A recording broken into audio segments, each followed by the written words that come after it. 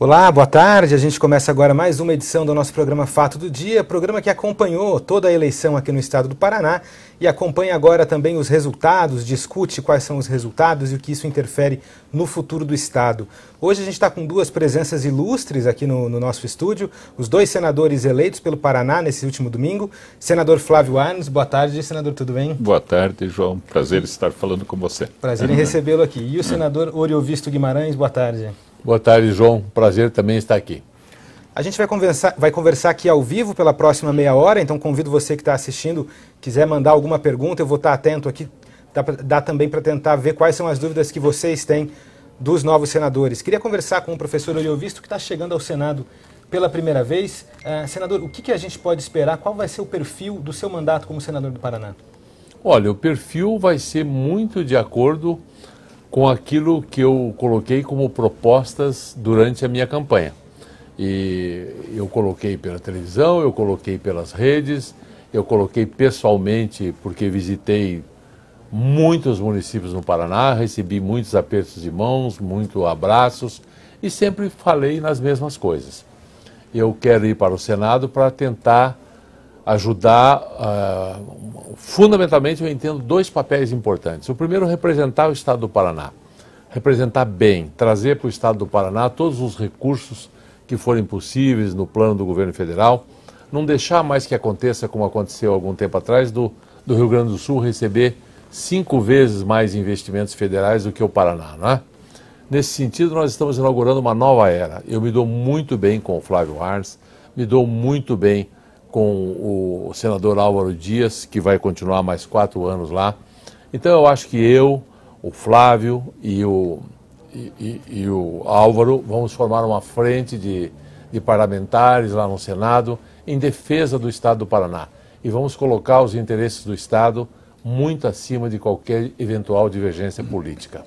E o segundo aspecto é ajudar o nosso país a fazer as reformas que são tão importantes e sobre as quais eu falei tanto durante a campanha. E que propostas são essas, que reformas são essas?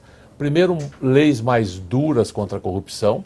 Isso é uma prioridade absoluta para mim. Eu acho que um governo, uma empresa, qualquer organização social onde tem alguém que rouba, onde tem alguém que não é honesto, não pode dar certo. Onde falta ética, onde falta honestidade, tudo mais se compromete, não é? Então, nesse aspecto, vai ser a minha prioridade número 1, combate à corrupção. E depois fazer as reformas que o nosso país tanto precisa, ajudar a fazer, né? É um colegiado, vai ser um trabalho de muita conversa, e eu vou ter que aceitar muitas opiniões também de pessoas que pensam diferente de mim, mas o Brasil precisa, com urgência, fazer a reforma política, a reforma da Previdência, a reforma tributária e a reforma patrimonial, né? O Brasil precisa, sobretudo, também de uma justiça mais rápida, porque justiça que demora muito é injustiça. E eu acho que, nesse sentido, nós poderemos também ter algumas iniciativas. Senador Flávio Arnes, o senhor volta agora ao Senado, o momento do país certamente é outro, o momento do Estado é outro.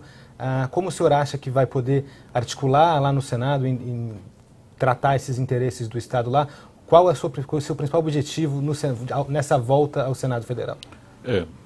Eu quero, na verdade, assim, reforçar o que o Oriovisto já colocou e reforçar esse entendimento que existe entre os senadores, né? De fato, o Álvaro, o Oriovisto e eu estamos, assim, entrosados, articulados para trabalharmos a favor do Paraná e a favor do Brasil.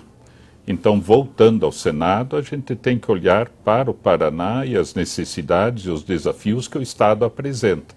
Então, uma articulação muito boa com o governador, com os deputados estaduais, bastante diálogo, entendimento, vendo os recursos, levando para Brasília o que o Paraná precisa, mas, ao mesmo tempo, também conversando com prefeitos, vereadores, porque uma das coisas mais fundamentais, eu insisto, é a revisão do que a gente chama Pacto Federativo, João, que é aquela distribuição dos recursos, dos tributos, né, onde um percentual de 6% o percentual fica com a prefeitura.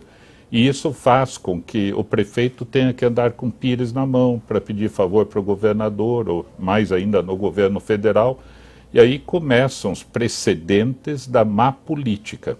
E conversar muito com a comunidade também, sabe? A comunidade está ansiosa para resolver muitas situações em relação à pessoa com deficiência, comunidades terapêuticas, idoso, criança, doenças raras, né? Agora, então isso tudo, quer dizer, essa conversa, o diálogo, essa é a natureza de um mandato, né? Você sempre estar em contato, discutindo, falando, e indo para Brasília e discutir os temas nacionais, né?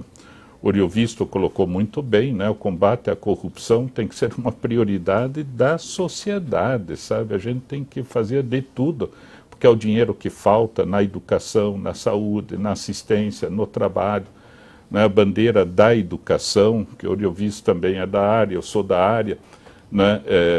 O Fundeb acaba agora, né? O valor da educação básica, a gente tem que rever, tornar o fundo provisório definitivo com recursos importantes para termos, acompanhar o Plano Nacional de Educação, as reformas necessárias, os investimentos, mas principalmente trabalharmos assim com todos que estão nos acompanhando, inclusive nesse fato do dia, agora com você, João, para dizer, olha, vamos trabalhar juntos, permanentemente com a agricultura, o comércio, indústria, serviços, turismo, né, as categorias profissionais, né, para assim a gente ter um trabalho assim do qual a gente sempre possa se orgulhar.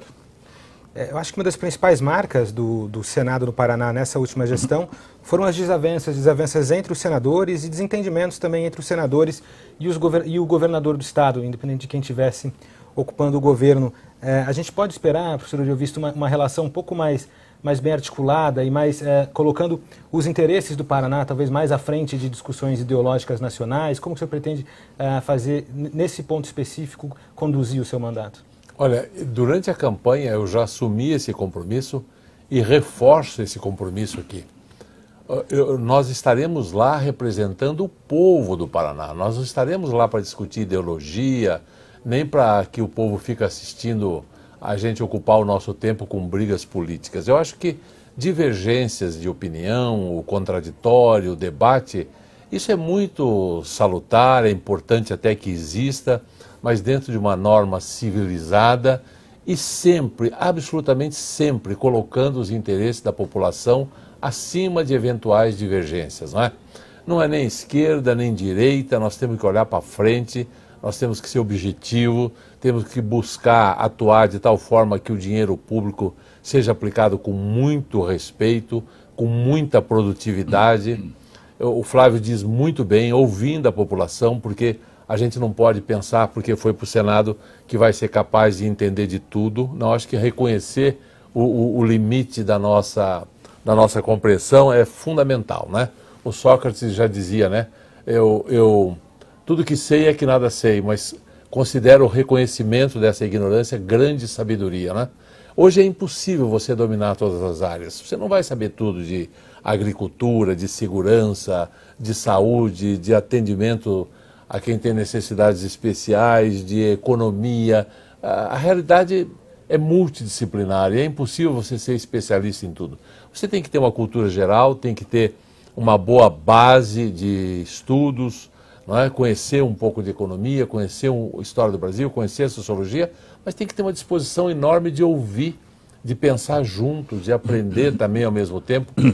E eu posso te garantir, não haverá agora, nós temos inclusive marcadas já algumas reuniões com o Ratinho Júnior, que é uma pessoa com quem estava na minha coligação, com quem eu convivi durante a campanha. É um jovem extremamente preparado, com uma boa vontade enorme. Tem o Darcy Piana, que também é de cabelo branco, que é vice-governador, que tem uma grande experiência, que também é nosso colega lá na Academia de Letras. Então eu acho que o Paraná vai ter os próximos 4 anos, com absoluta certeza, uma gestão muito diferente de tudo que aconteceu. Vão ver 3 senadores trabalhando juntos com o governador na defesa dos interesses do Paraná e lutando para que o Brasil se transforme num país mais justo, num país com maior responsabilidade com a sua população. Isso é a única razão que me fez ser candidato, e é a única coisa que me motiva em ir trabalhar lá no Senado. Senador, o senhor não integrou a coligação do Ratinho Júnior, que é o governador eleito, o professor Ariovisto era da coligação. Ainda assim, o senhor tem uma boa relação com o governador? Costuma conversar, participou de reuniões, conversou com ele depois de eleito ou ainda não? Como que é a sua relação com o Ratinho Júnior? Olha, de fato, nós estávamos numa coligação com PSL e PPL, também a DC, Democracia Cristã, PSL é do candidato a presidente Bolsonaro, né? E a própria Rede Sustentabilidade. Então era uma coligação que tínhamos o Jorge Bernardi como candidato a governador. Agora, a minha relação com o governador eleito sempre foi muito boa, muito positiva, saudável, de muito diálogo, de entendimento, mas mesmo que não fosse, eu digo, é uma boa relação, mas mesmo que não fosse, nós temos que pensar que o nosso objetivo é o Paraná, né? Então, o governador já colocou que quer se encontrar com senadores regularmente para discutir os desafios, as necessidades. Eu digo que isso é fundamental.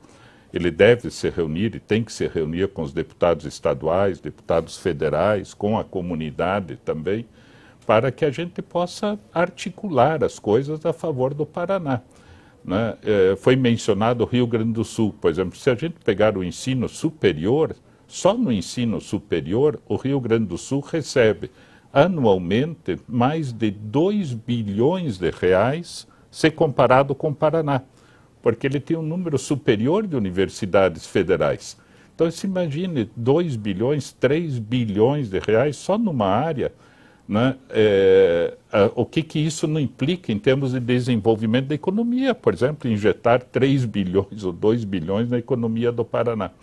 Mas isso em todas as áreas. Então, nós também no Senado, né, o Ariovisto, o Álvaro e eu, nós vamos nos articular muito bem com os deputados federais também, com os prefeitos, associações de prefeitos, e termos, assim, um planejamento que signifique mudanças, né, efetivas na vida do paranaense para melhor, seja no município, no estado, mas sempre de olho no Brasil, porque eu acho que o que o Brasil mais precisa nesse momento é também dialogar, discutir, achar soluções, acabar com o radicalismo, né, com a polarização, que o povo brasileiro é um povo bom, né, querido, quer a paz, quer construir, e nós temos que contribuir para cultivar isso bastante. Senador Ariovisto, o senador Flávio Arnes falava aqui dessa polarização. Acho que independente do resultado eleitoral que a gente tem aí no segundo turno, a gente sai com um país que vai ter que carregar algumas cicatrizes desse processo de discussão tão extremado. O senhor acha que isso dificulta a atuação de um senador? Você acha que as discussões no Senado tendem a ficar mais acaloradas, mais extremadas? E qual o senhor acha que pode ser qual o papel que o senhor pretende exercer? Quer dizer, entrar nessas discussões, defender posições com força, com segurança, ou tentar um diálogo, tentar conciliar as diferentes posições lá no Senado? Olha, eu acho que a natureza fundamental do Congresso é o diálogo, é o respeito aos seus pares. Afinal, todos que estão lá representam uma votação enorme, representam a vontade de milhões de brasileiros, né? Então, não é local para radicalismo, é local para entendimento, para conversa profunda, para conversa com argumentos, né? E às vezes você tem que se dobrar ao outro lado, às vezes você tem que entender que a razão não estava com você inicialmente, quando você é convencido. E eu espero que todos tenham esse espírito, porque só assim, com diálogo, com debate, é que nós vamos conseguir chegar ao que há de melhor para o país. Essa é a essência da democracia. O radicalismo é sempre muito ruim, não é? Seja radicalismo de direita, seja radicalismo de esquerda, o radical, ele não conversa, não é? Ele pretende mais eliminar o seu opositor de opinião, não é? E isso não é possível. A essência de uma democracia é a convivência com os contrários, né? E eu me lembro de uma definição muito bonita de liberdade que diz que liberdade é liberdade de quem discorda de você. Liberdade de quem concorda com você não é liberdade, é cumplicidade. Então eu respeito a liberdade, respeito sobretudo a liberdade de opinião. O senhor já tem um posicionamento definido sobre sobre o segundo turno das eleições? Tem algum candidato que o senhor apoie? Olha, primeiro eu quero salientar que o meu candidato era o Álvaro Dias. Eu lutei pela eleição do Álvaro Dias durante toda a minha campanha. Eu faço parte do mesmo partido que o Álvaro Dias, que é o Podemos, e ele era o candidato dos meus sonhos. E se não fosse ele, eu sonhava muito que tivéssemos um candidato com um pensamento mais conciliador das coisas, né?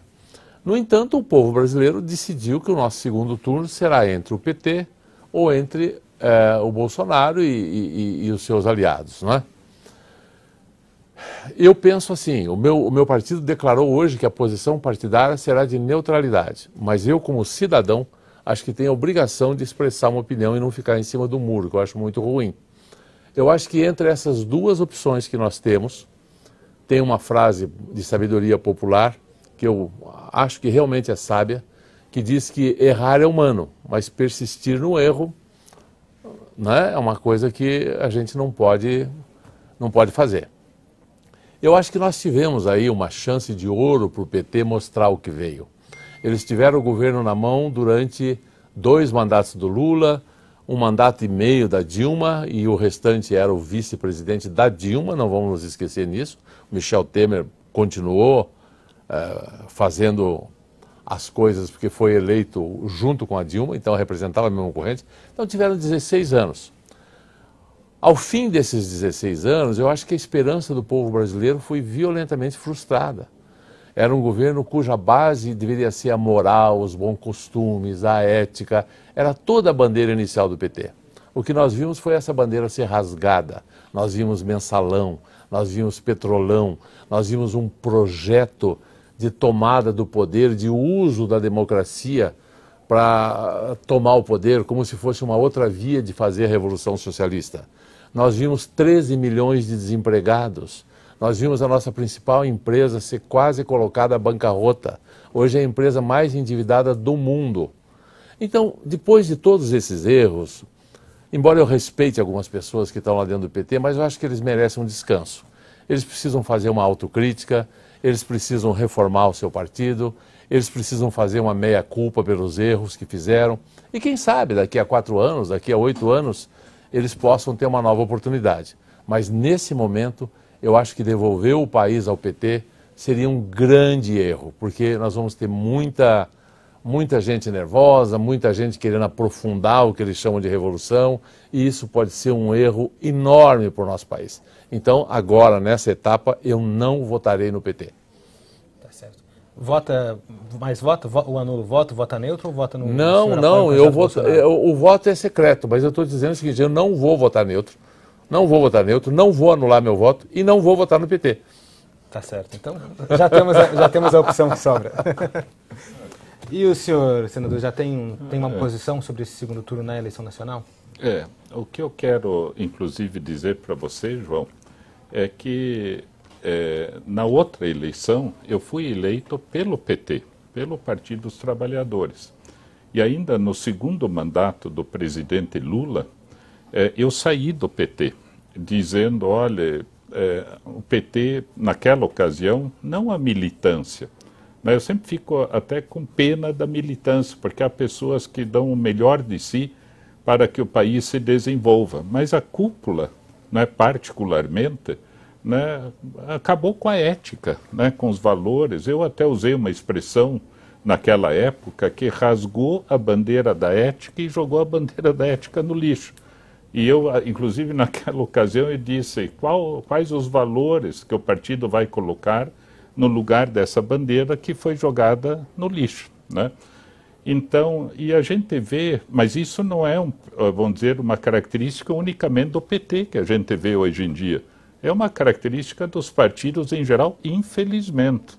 Então, você tem que melhorar essa questão partidária.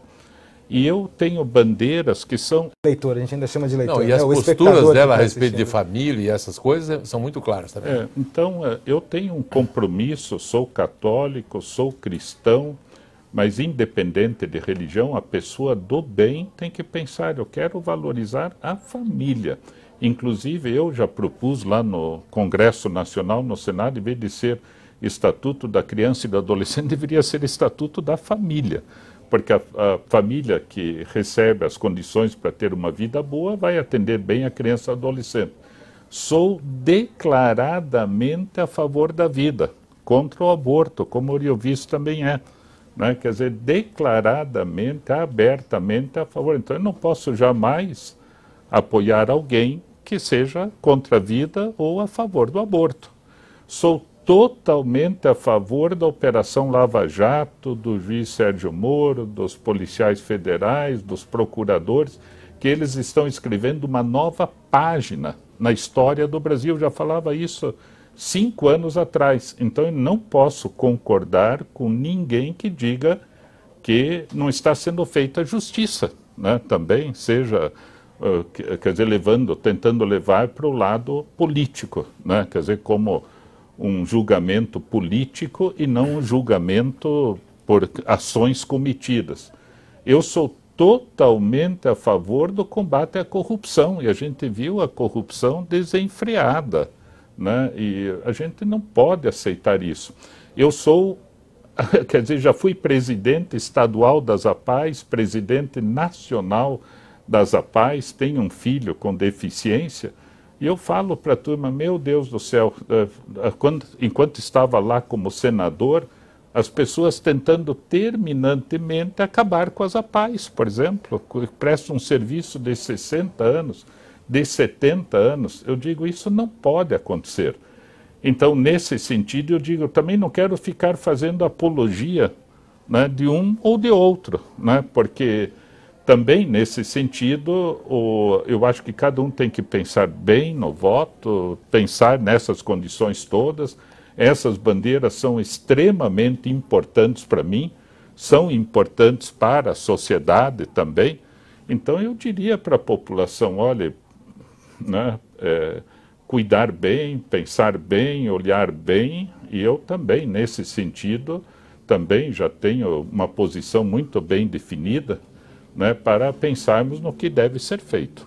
Isso, nesse caso, seria uma posição de neutralidade nesse segundo turno ou uma posição contrária ao PT? Portanto, como a gente não tem muita opção, por exclusão, seria uma posição a favor do Bolsonaro? Olha, neutralidade em função de não fazer apologia. Eu não vou sair fazendo propaganda de um ou de outro, porque eu respeito muito o que as pessoas pensam também. Eu tenho bandeiras e as pessoas podem não ter a mesma bandeira. Mas, diante dos fatos, assim, essas bandeiras são extremamente caras para mim, e a gente não deve, assim, apoiar alguém que esteja contra esses princípios. A gente tem recebido muitas perguntas do pessoal que está acompanhando, não vai dar tempo de ler todas, só queria lembrar, você que está vendo, que muitas dessas perguntas já foram respondidas pelos senadores nos outros momentos em que eles estiveram aqui na Gazeta. Então, nos debates, nas sabatinas, tem bastante coisa lá. Vou pedir para a Bruna Kovács, que é a nossa atenta editora de mídias sociais, colocar o link para vocês aqui. Coloca lá, terminando, você já pode clicar e ver quais as posições sobre todos os assuntos. Mas eu queria aproveitar e trazer a pergunta do Alan Schneider, que está acompanhando aqui, uma discussão que pode ser que volte eventualmente quando os senhores estejam no Senado, em relação à PEC do teto de gastos. O senhor tem uma posição sobre isso? O senhor acha que essa PEC deve ser revista ou essa PEC tem que ser mantida para a saúde, para a saúde fiscal do país? Eu acho que ela deve ser mantida. Eu acompanho esse assunto, eu sou economista. O governo precisa aprender que, como todas as pessoas, todas as empresas, não se pode gastar irresponsavelmente, sem limite. Veja, eu faço um raciocínio muito simples, para que todos entendam. Existem 3 fontes de recursos para um governante. Ou ele aumenta impostos, que eu acho que no caso brasileiro não dá mais, a nossa carga tributária já é muito alta, então chegou no limite. Ou ele emite títulos da dívida pública, mas isso vai elevar ainda mais os juros. Ele já está extremamente endividado, ou ele imprime dinheiro, ele imprime notas de 100. Se ele fizer isso, a inflação explode, como já aconteceu no nosso passado, como está acontecendo hoje na Venezuela. Eu vi hoje uma previsão que a inflação da Venezuela para esse ano deve chegar a 10 milhões%. Não é? Nós já vivemos coisa parecida lá atrás, os mais velhos se lembram. Então eu acho que o Brasil tem uma hora marcada com a verdade. Nós estamos hoje, tudo que o governo arrecada a maior parte, né, 50 e poucos por cento, eu não tenho o número exato, Flávio, se você tiver, me ajuda, acho que é 56% ou 57%, fica em Brasília. Quase 70%. Quase 70%, né? Fica em Brasília, uma coisa centralizada. O governo não consegue sequer pagar os juros da dívida, então nós falamos em déficit primário. Tem um déficit de mais de 120 ou 129 bilhões de reais previsto já no orçamento para o ano que vem. E se nós liberarmos o teto de gasto, o país vai explodir de alguma maneira. Ou pelos juros que vão às alturas, ou pela inflação que vai disparar, ou o que é pior ainda, o desemprego não vai acabar. Porque pense você, João, o seguinte, se eu vou montar uma fábrica, se eu sou empresário, se eu sou investidor, eu tenho que comprar um terreno, eu tenho que construir um prédio, eu tenho que contratar e treinar pessoas, eu tenho que comprar equipamentos. Isso às vezes demora um ano ou mais. Como é que alguém vai fazer um investimento num país onde ele não vê perspectiva, onde ele não acredita que o governo vai honrar os compromissos, onde a segurança jurídica não existe, onde as regras mudam a toda hora? O investidor estrangeiro foge e, o que é pior, o investidor brasileiro retira o dinheiro do Brasil e coloca no exterior. Então eu acho assim, nós fizemos essa lei do teto de gasto há muito pouco tempo, ela é uma lei saudável, ela permite que se corrija o gasto no valor correspondente à inflação, né? Eu vi coisas, por exemplo, altamente irresponsáveis, como tentativa em aumentar em 16% salários de ministro do Supremo. Já escutei outras conversas nesse sentido. Graças a Deus, até agora, nada disso se concretizou. E nós temos que fazer economia, nós temos que fazer mais com menos dinheiro.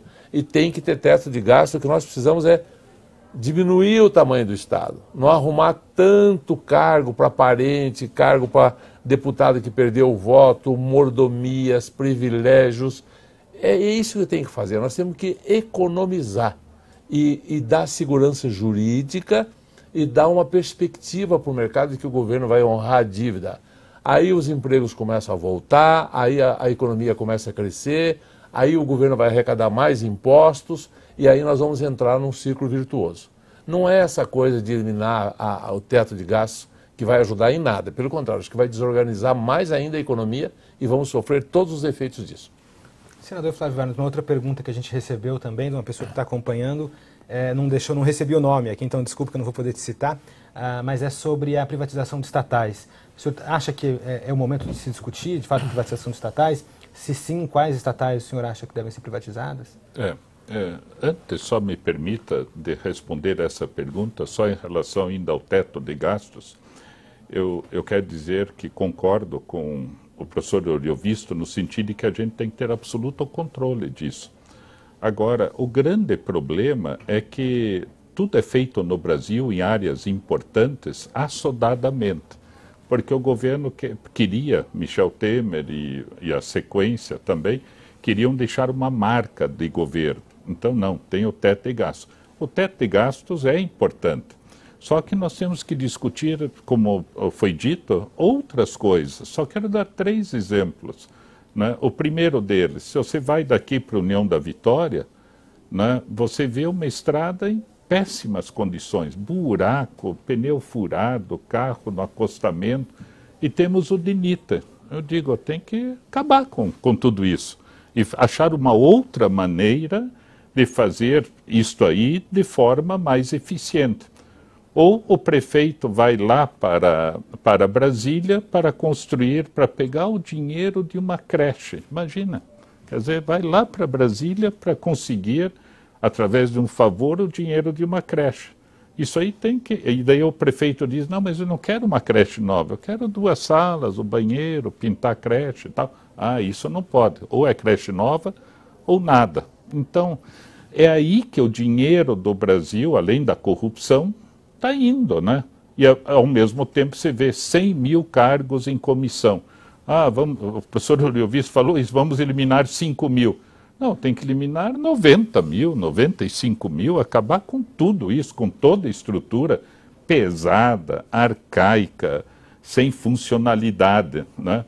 E na privatização é a mesma coisa, né? Se você não tem uma empresa que seja especificamente, né, para uma função pública, você tem que fazer esse debate, discutir e ver, né, e ver como fazer para que seja mais eficiente. O Estado tem que ter a sua função básica de fiscalização assim bem estruturada, né? Vamos fiscalizar.